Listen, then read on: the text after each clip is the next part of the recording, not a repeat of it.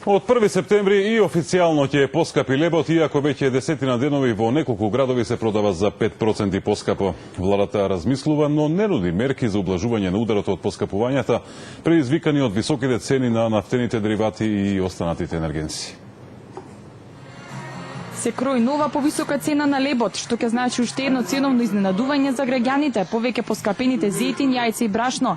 Трговците откриваат дека поради скапата струја и високите цени на горивата, дел од домашните производители најавиле зголемување на цената на лебот од 1 септември. Дел од производите веќе се продаваа за цени повисоки од 5 до 7%. За лебот имаме најава. И Житолук знаеви и приватните. Шом покачи брашното таму по автоматизам оди.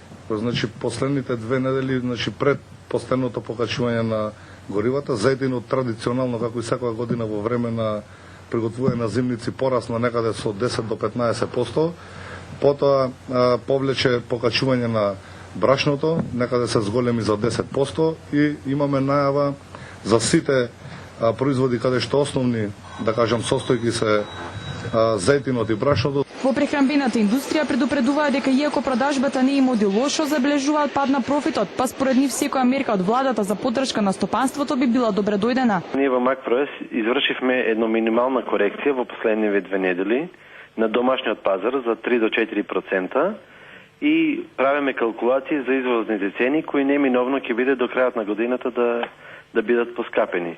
Ние правиме наша програма за внатрешни штедења сега, што подразбира значи зголемување на ефикасност во производство, намалување на потрошувачка на енергија, значи користење на штедливи осветлувања, значи преминување од нафта кон газ. Владата засега не излегува со конкретни нови мерки за амортизирање на ударот од поскапувањата.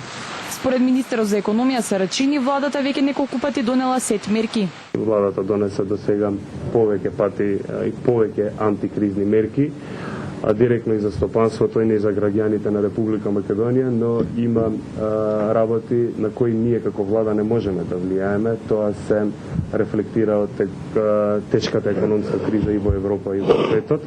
Така да тоа што го кажавме да сега како ставна влада останува, не би имал повеќе што да додадам. За разлика од кај нас, во Србија, каде храната исто така поскапува, тамошната влада донесе одлука за враќање на дневната ефтина тарифа за струјата за да го одржи стабилен стандардот на граѓаните. Во пакетот 40 на мерки и ослободувањето од плаќање радиодифузна такса. Властите во Франција пак ги намалија акцизите за нафтените деривати.